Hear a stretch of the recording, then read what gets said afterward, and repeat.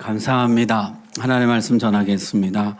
창세기 27장은 이삭이 나이가 많아 눈이 어두워 잘 보지 못하더니 라는 구절로 시작하고 있습니다. 이삭이 나이가 많이 들었고 육신이 점점 쇠퇴해져 가고 있었습니다.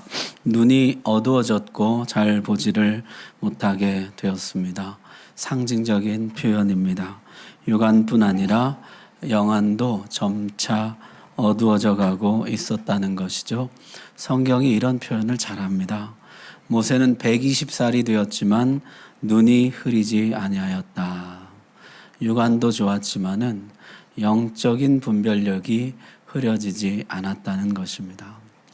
야곱도 나이가 많았지만은 요셉이 자신의 두 아들 므낫세와 에브라임을 축복해 달라고 데려왔을 때 장자 므낫세를 야곱의 오른손 앞으로 차자 에브라임을 왼손 앞으로 가게 했는데 야곱이 손을 엇바꾸어서 에브라임에게 오른손의 축복을 므낫세에게 왼손의 축복을 합니다. 요셉이 바뀌었다고 말하자 나도 안다. 내 아들아 나도 안다. 야곱은 나이가 들었지만 전혀 영적인 분별력이 흐려지지 않았고 출생 순서가 아니라 하나님의 뜻을 따라 축복했다는 것입니다. 야곱과는 대조적으로 이삭은 눈이 어두워졌고 영적 분별력이 흐려졌으며 이로 인해 가정에 큰 혼란과 고통을 초래하게 됩니다. 바로 앞장 26장에서만 해도 이삭은 꽤 훌륭했죠. 애굽으로 내려가지 말라는 하나님의 말씀으로 진정으로 순종했습니다. 그는 그랄 땅에 머물러서 최고의 수확 100배나 거두었습니다. 파는 곳마다 물이 나왔습니다.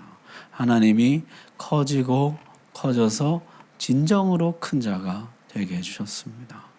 그랄 왕 아비멜렉이 중재자 친구와 군대 장관까지 대동하고 와서 상호 불가침 조약을 체결했습니다. 이제 이삭은 왕도 함부로 할 수 없을 만큼 강성한 사람이 되었다는 것입니다. 그런데 그 번영이 화근이 되었던 것일까요? 이삭은 영적인 분별력을 잃어버립니다. 26장은 이렇게 끝이 납니다. 34절 한번 보십시오. 26장 맨 끝에 34절. 에서가 40세에 헷족 속 부에리의 딸 유딧과 헷족 속 엘론의 딸 바스맛을 아내로 맞이하였더니 그들이 이삭과 리브가의 마음에 근심이 되었더라. 에서가 40살이면 이삭은 100살입니다. 이삭이 40살에 결혼하고 20년간 아이가 없다가 60살에 에서와 야곱을 낳았거든요. 그러니까 에서가 40살이 되었다는 것은 이제 이삭이 100살이라는 것입니다. 아버지 아브라함은 100살에 기적같이 이삭을 낳았었습니다. 하나님의 약속은 반드시 이루어진다. 하나님은 잉태할 수 없는 자로 잉태하게 하시고 열매 맺을 수 없는 자가 열매 맺게 하신다.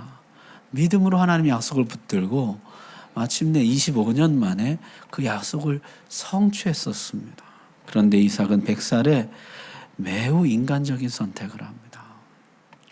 아버지 아브라함은 이삭의 아내를 선택할 때 가장 신뢰하는 종을 고향으로 보내 경건하고 신실한 리브가를 선택했습니다. 그러나 이삭은 자기 아들 에서가 가나안 사람 헷 족속 중에서 아내를 선택할 때 아무런 역할도 하지 못합니다. 더구나 이 결혼은 처음부터 2명의 아내를 취하는 매우 이상한 결혼이었습니다.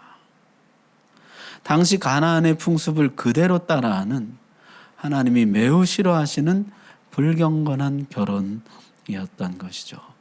이삭의 최대 장점 중에 하나가 일부일처였다는 것이거든요. 아브라함도 하갈을 첩으로 들였고 야곱도 한 사람 라헬만을 사랑했지만은 어찌어찌해서 부인이 4명이나 되었습니다. 족장들 중에 이 야곱 이삭만 평생 아내 리브가 한 사람뿐이었어요. 이삭을 평가할 때 가장 잘한 일이 순종하기 위해서 평화를 선택한 것과 그리고 평생 한 아내를 지킨 것입니다. 그런데 지금 이삭의 아들 에서는 아예 두 여자와 결혼식을 올리고 있습니다. 전혀 하나님이 기뻐하시는 결혼이 아니었다는 것이죠. 이삭은 이미 이런 결혼이 얼마나 불행한지를 알고 있습니다. 어린 시절 뼈저리게 경험했었죠. 아버지 아브라함이 두 명의 아내를 두었었습니다. 사라와 하갈. 두 어머니 사이의 갈등과 불화, 반목, 배다른 형제 간의 시기와 경쟁. 나중에 아브라함은 하나님이 약속하신 복을 이삭에게 물려주기 위해서 하갈과 이스마엘을 내쫓아야만 했습니다. 너무나 고통스럽고 슬픈 기억이죠. 그런데 지금 사랑하는 아들 에서가 그런 결혼을 하려고 하고 있습니다. 당연히 말려야 하는데 이삭이 에서를 너무 사랑했기 때문일까요? 금하지를 않습니다. 에이, 지들이 좋다는데 어떻게 막습니까? 요새같이 생각하시면 안 됩니다. 그때는 지금처럼 아이들이 부모 의사와 무관하게 자유자재로 결혼하던 시절이 아닙니다. 아버지가 허락하지 않으면 결혼할 수 없던 때였어요. 이 당시 아버지는 왕이요, 제사장이요, 선지자였습니다. 이삭이 마음만 먹었다면 얼마든지 제지할 수 있었다는 것입니다. 이삭이 마음만 먹었다면 아브라함처럼 좋은 믿음의 사람을 찾아서 준비해 줄 수가 있었다는 것이에요. 최악의 경우라도 이삭이 에서에게 너 굳이 가나안 사람과 결혼한다면 장자의 축복은 야곱에게 줄 수밖에 없다. 아브라함의 복은 이제 야곱에게로 가게 될 것이다. 그랬더라면 에서가 감히 결혼을 감행하지 못했을 것입니다. 그런데 반대로 이삭은 죽기 전에 모든 복을 에서에게 주고 가려고 했습니다. 야곱을 미워한 건지 에서를 너무 좋아한 건지 정말 모든 좋은 복은 다 에서에게 주려고 했어요. 야곱에게 남긴 복은 풍요롭지 못하고 고단한 인생을 살며 평생 형의 종이 되어서 그를 섬기며 살라는 것뿐이었습니다. 어떻게 이런 일이 가능할까요? 편애하지만은 이런 편애가 또 있을까 싶습니다. 이삭은 정말 어두워졌습니다.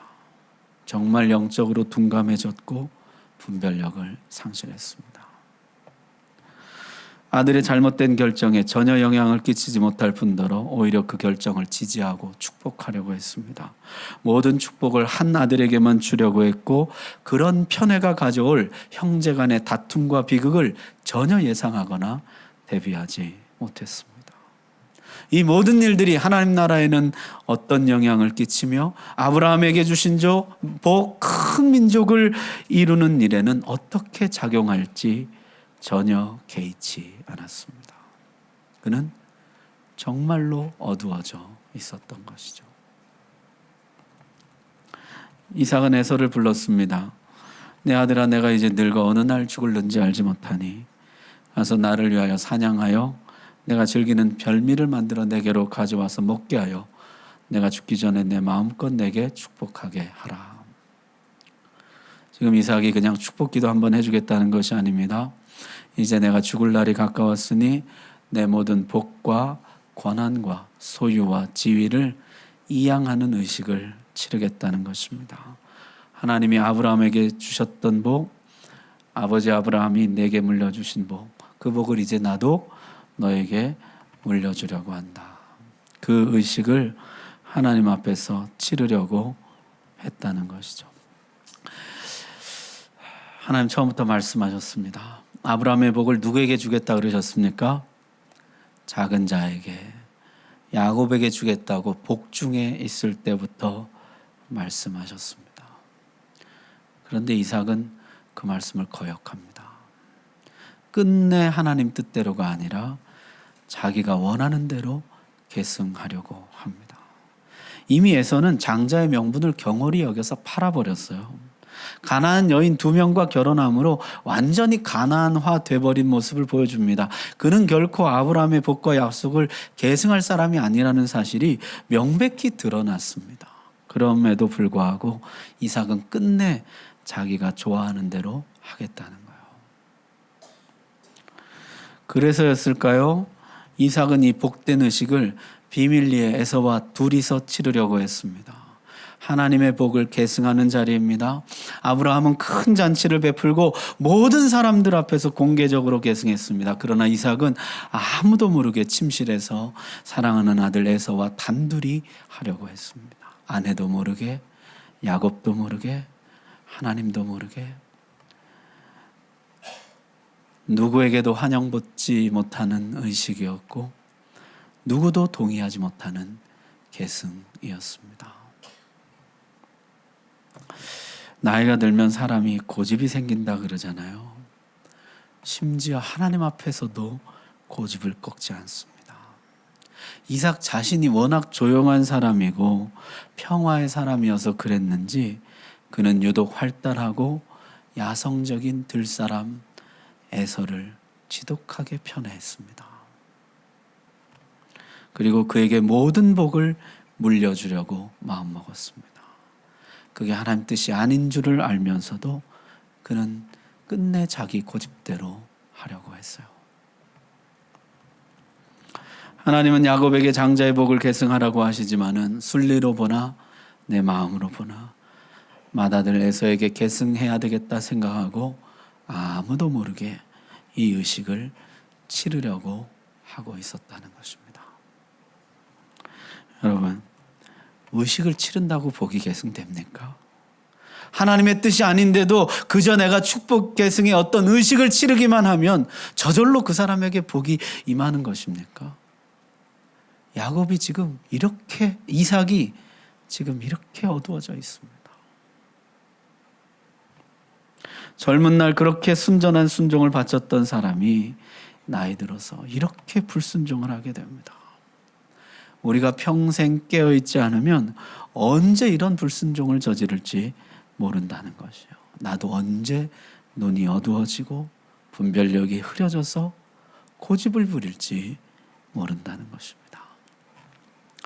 제가 친구들 만나보면요, 40대 되니까 돌연사 걱정하더라고요. 젊은 사람 돌연사가 많다는데 우리 돌연사 하지 말자. 50이 가까우니까요, 치매 걱정해요. 나이 들어 몹쓸 병 걸리지 말자. 그것도 걱정이지만요, 우리 성도들이 진짜 걱정해야 되는 것은 뭡니까? 영적인 분별력을 잃어버리는 것입니다. 어두워지는 것입니다. 하나님 앞에서 고집스러워지는 것입니다. 그걸 걱정하고 그걸 위해서 기도해야 돼요.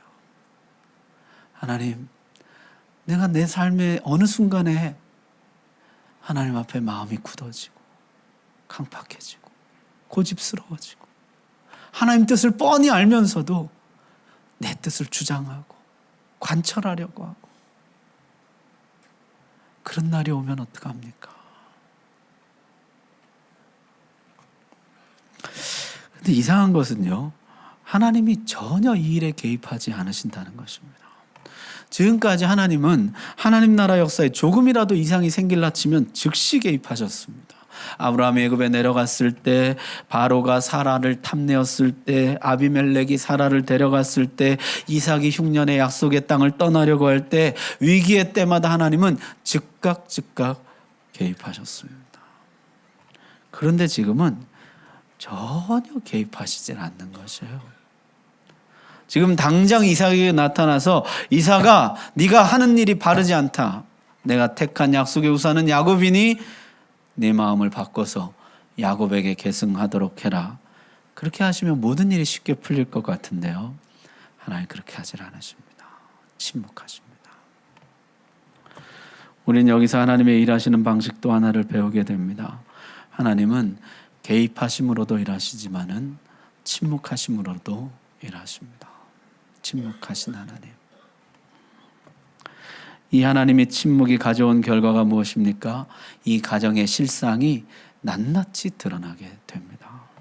이삭의 실상, 리브가의 실상, 에서의 실상, 야곱의 실상, 이 네 사람의 진짜 모습이 여실히 드러나게 됩니다. 하나님의 뜻을 뻔히 알면서도 끝내 내 뜻을 관철하려는 이삭, 야곱의 축복을 계승하겠다는 하나님의 약속을 받았지만 하나님을 신뢰하고 기다리지 못하고 하나님보다 앞서서 거짓과 부정을 저지르는 리브가, 장자의 명분은 가볍게 여기면서도 장자의 축복만을 탐하다가 좌절되자 야곱을 죽이려고 마음먹는 에서, 형의 옷을 입고 형의 목소리를 흉내내며 이렇게 하나님의 복을 받는 것이 과연 옳은 일인가를 염려하기보다 발각될 것을 걱정하며 아버지에게로 들어가는 야곱. 여러분, 하나님이 가만히 계실 때 진짜 내 모습이 드러납니다. 하나님, 나 지금 돈이 필요합니다. 기도했는데 하나님이 어떨 땐 바로 주시지만 어떨 때는 침묵하십니다. 그러면 내 진짜 모습이 드러나요. 하나님을 신뢰하고 기다리고 인내하는 사람도 있지만 불안해하고 조급해하다가 급기야 도둑질하는 사람도 있습니다. 가족의 돈, 이웃의 돈, 회사 돈, 나라 돈 도둑질합니다. 바로바로 응답하셨더라면 결코 드러나지 않았을 내 마음속 깊은 곳에 내 진짜 모습, 내 중심이 하나님의 침묵하심으로 드러나게 되더라는 것이죠. 하나님은 이 가정의 실상이 드러나게 하십니다. 그리고 그것을 하나하나 고쳐 가십니다. 자, 야곱에게 모든 복을 계승하고 야곱이 나간 후에 에서가 들어왔습니다. 33절 보십시오. 이삭이 심히 크게 떨며 이르되 그러면 사냥한 고기를 내게 가져온 자가 누구냐? 내가 오기 전에 내가 다 먹고 그를 위하여 축복하였은즉 그가 반드시 복을 받을 것이니라. 그는 하나님의 뜻을 거역하고 내 뜻을 고집한 결과를 맞닥뜨리고 나서 심히 떨었습니다. 하나님 몰래, 아무도 몰래 후딱 해치워버리려고 했지만은 하나님은 이삭의 이런 행동을 적발하시고 그 행동을 모든 가족들에게, 모든 사람들에게 드러나게 하셨습니다. 자, 28장에 가면요, 이삭이 하나님께 항복하고 하나님 뜻대로 야곱에게 축복하는 모습이 나옵니다. 21장 1절 보십시오. 이삭이 야곱을 불러 그에게 축복하고 3절, 전능하신 하나님이 내게 복을 주시어 내가 생육하고 번성하게 하여 내가 여러 족속을 이루게 하시고 아브라함에게 허락하신 복을 내게 주시되 너와 함께 내 자손에게도 주사 하나님이 아브라함에게 주신 땅 곧 내가 거류하는 땅을 내가 차지하게 하시기를 원하노라. 아까 27장에서는요 에서인 줄 알고 속아서 야곱에게 축복했지만은 28장에 와서는 하나님의 뜻을 꺾을 수 없는 것을 알고 진심으로 야곱에게 축복합니다. 전능하신 하나님이 내게 복을 주시어 내가 생육하고 번성하게 하여 내가 여러 족속을 이루게 하시고, 이게 아브라함에게 주신 그 복이잖아요. 아브라함에게 주신 그 복이 그대로 너와 내 자손에게, 너를 통해 이어가기를 바란다. 그렇게 축복합니다. 리브가는 어떻게 되었을까요? 아들아, 너의 저주는 내게로 돌리라. 주저하는 야곱을 부추겨서 이 모든 일을 계획했던 리브가는 그의 사랑하는 아들 야곱을 외삼촌 라반의 집으로 도주시키고 다시는 야곱을 보지 못하고 눈을 감습니다. 리브가의 남은 삶은 아마도 굉장히 외로웠을 것입니다. 남편 이삭은 자기를 속였던 아내에 대해서 어떤 마음이었을까요? 아들 에서는 자기를 속이고 모든 복을 빼앗아 야곱에게 주려 했던 어머니에 대해서 어떤 마음이었을까요? 리브가는 아마도 평생 남편과 아들에게 외면당하고 굉장히 외로운 삶을 살았을 것입니다. 에서는 우리가 아는 대로 약속의 계보에서 탈락하여서 구원 역사에서 사라지게 됩니다. 야곱은 자신의 거짓말의 열매를 거두는데요. 외삼촌에게 10번이나 속고 나중에 아들들에게 똑같이 속임을 당하는데 요셉이 죽었다는 거짓말을 듣게 됩니다. 나는 형의 옷을 입고 들어갔는데 아들들은 동생의 옷을 벗겨서 찢어 짐승의 피를 묻혀서 나에게로 가지고 옵니다. 그는 눈물로 회개하고 자신의 험악한 세월을 마감하게 됩니다. 네 사람 중에 누구 하나 신실한 사람이 없었지만 하나님은 침묵하심으로 그 가정의 실상을 드러내시고 또 개입하심으로 하나님의 구원 역사를 이루어 가십니다. 이삭은 하나님의 뜻을 거역할 수 없다는 사실을 다시 깨달아요. 그리고 마지막에 진심으로 야곱에게 축복하고 하나님 뜻대로 모든 복과 약속을 야곱에게 계승합니다. 야곱은 많은 연단과 훈련을 통해서 회개하고 돌이키고 하나님의 사람으로 빚어집니다. 그는 나중에 형과 화해하고 하나님의 복과 약속을 이어갑니다. 말씀 마칩니다. 이 가정의 비극은 이삭이 눈이 어두워지면서부터 시작되었습니다. 이삭이 영적인 분별력을 잃어버리면서부터 이 모든 비극이 시작되게 된 것입니다. 우리가 끝까지 모세처럼 눈이 흐려지지 않는 것, 영적 분별력을 유지하는 것이 너무나 중요합니다. 젊은 날 한때 순종했던 것으로 만족하지 말고 마지막까지 가장 순전한 순종을 바치도록 힘써야 합니다.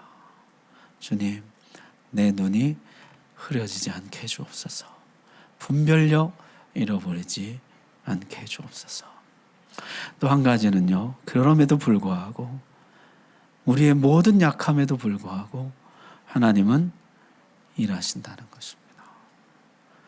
하나님은 이 가정 가운데 침묵하심으로 또 개입하심으로 모든 것이 드러나게 하시고 이삭을 깨우쳐 돌이키게 하시고 야곱을 연단해서 마침내 복의 후사를 만들어 가십니다. 우리와 우리 자녀들에게도 능히 하나님이 그렇게 하시리라고 믿습니다.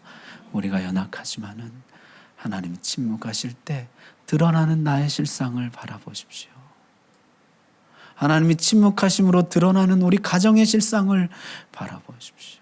그리고 하나님이 일하여 주시도록, 우리를 돌이켜 주시도록, 우리를 만들어 주시도록 우리와 우리 자녀들 하나님 그렇게 능히 하실 것입니다. 오늘 말씀 여러분의 말씀으로 받으시길 바랍니다. 기도하겠습니다.